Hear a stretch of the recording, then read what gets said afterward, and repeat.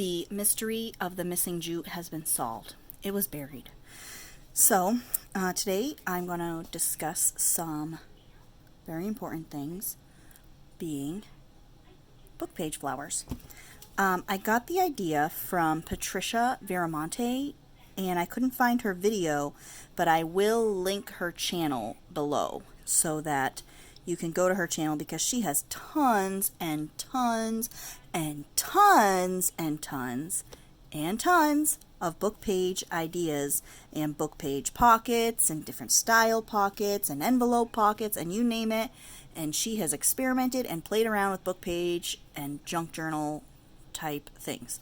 So I have a bunch of these flowers that I have not put my button on the top of, but we're going to start from scratch today, and I will show you how I do this. But first I want to talk about paper. When you make a project like this, you can't use brittle paper. So what I mean by brittle is if it's crunchy, if when you fold it, it wants to rip in half, okay? It does not work well. See, like I just folded this, and I don't know if you could tell, but you see all these little tears? The paper don't want to rip. The paper don't want to fold that way. It wants to rip.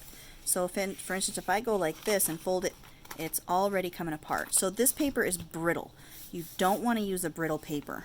You want to use a nice floopy doopy page. And I take a stack of them like this. Okay, not that big, but I'll take a stack like this. And I rip different widths. So I'll make some skinny ones on the edge here. Okay. I'll make a fat one, and then that puts kind of a skinnier one again. Okay. And then this, I'll take another stack, and I'll make a fatso, and we'll leave that one fat. And we'll take, I try and like balance it, the best I can with how many I'm going to do. We're not going to make all these together because you'll be here all day long and you'll probably fall asleep. So we'll do that. I made one really. We'll do a somewhat fat one. And we'll do a couple of skinny minis over here. It doesn't matter how wonky either. Like this is pretty wonky. That doesn't matter. You're going to see why. Ooh, and look at all of our strips. Okay.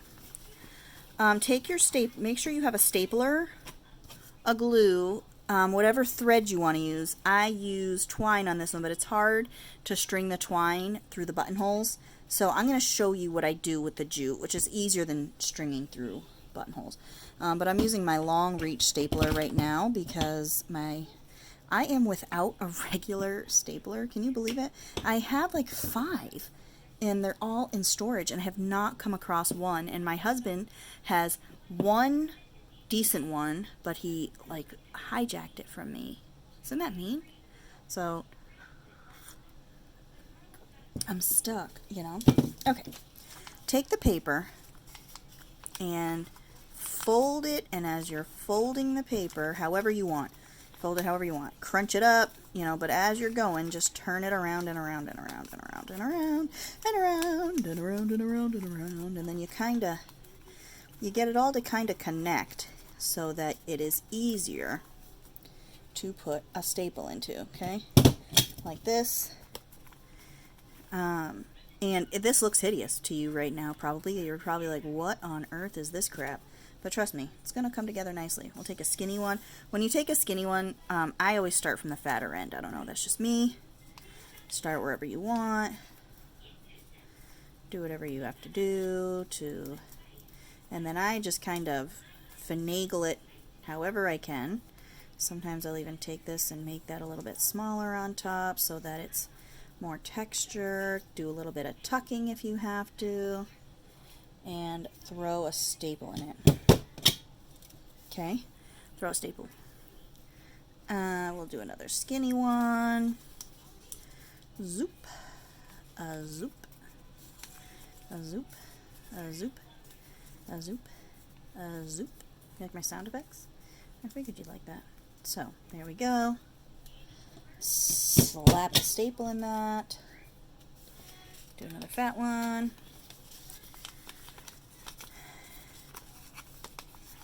You know, and sometimes they don't fold right, and sometimes they get weird. Like this one got weird on me just now. That's the way it wanted to fold, but I don't care. I don't care, because it's all going to come together nicely when you embellish it a little bit. Okay, so then I take ink. Now, I had done a bunch of them a long time ago before I had any kind of distress ink. Let me pull one of those out so that I can show you my flower box here. So where I keep all my flowers. I did one a long time ago with watercolor, and for the sake of my desk being a nightmare, I didn't pull out my watercolors, but I do like the watercolor look better than the ink look. And what I did was I had put them all together. Okay, I had these ones, actually I glued them. I did not staple them, so I just kept putting drops of glue everywhere, which is another option, but then you have to kind of hold it for a second so the glue will take. But I took the watercolor after I had it put together, each individual pad, not two. Okay, when I had one of these, I took my watercolor and I just slooped it all over. Not fancy, you know, it's messy, it's sloppy, but I like the watercolor look on it more than the ink. So that is, you know, that is an option that you have, is the watercolor. But for today's sake, I don't like the ink, so that is why we'll use it, right? We're going to use the ink. Let me find two colors that I want to use. I'll use this one, and we'll do purple. I like purple. Okay. Good job. Okay, so You forgot that the lid was on? I'm going to do this, and I'm going to... Did you forget the lid was on? No. And just kind of do what you can. Okay? And I'll do one small one. And then I will do one big one in my seedless preserves. Okay. Which I'm going to need a new sponge for shortly because it doesn't hold on to this anymore. I'm honestly surprised that the sponge hasn't fallen off yet. It does not Velcro like it should. And one little one. Okay. You're just throwing a little bit of color on here. You're just throwing a little tiny bit of color. Now, on Patricia Veramonte's book, page ones, she just distressed them with, you know, with regular antiquing looking. I'm a colorful person. I go for the colorful things. I like the antique-y ones. I just haven't made any. So, you know, that is definitely something on my list with all these strips I just made, is to make some that just look old. Okay. I take the two, and this is my cluster glue. I'm going to grab my regular one because that cluster one comes out so fast. Put a drop, make it a good size drop because you want it to stick on the staple. Because I turned it on, honey, so it'll clean the air. Okay, take these two, and then we just hold on to them for a second. And we just, yeah, on the porch and in the vicinity. Which vicinity? You know, you can go play over there if you want. Okay? Over where the pool is? No, I mean like over where your sand stuff is. Oh. Okay? But that's not blowing air. No, it doesn't. It's just cleaning the air. I can't feel anything though. I'll show you after, okay? Okay. Bye. Bye. Alright, so hold on to these. Then dump out the giant stack that you put on top of your button box, like this. Dump those out. And grab a couple of buttons. And since I'm working with purple and green, I will grab purple and green. But the jute is what makes it. I'm telling ya, I am telling ya. You don't need a whole lot, okay? You really don't. And don't be like me and go totally bonkers and take like way more than you possibly could need, and then you waste it, right? So you have to find your scissors, okay? You cannot be without them. And you have to find them. They are somewhere. You know they're somewhere. Oh, they're under a book. Okay. And you just cut yourself a nice little strip like so. That is a perfect length. And you pull them apart like so. I thought there were 4. I was going to do 2 on each, but we'll do 3 on each. We'll cut another short little sloop of it. Okay. And pull this apart. Okay. Da da da. Alright. I could actually just pull a bunch apart and put 2. So that also works. Give a nice glob, because we're going to use that glob of glue for everything. This and this and this. Woo! And you're probably going to have to hold that down for a second to make everybody happy. Okay? Because it's kind of tricky with the staple. The staple does tend to push everything upward, you know, so that the button doesn't want to stay on. Because upward. Yeah. Upward is a word, she says? Yeah, upward is a word.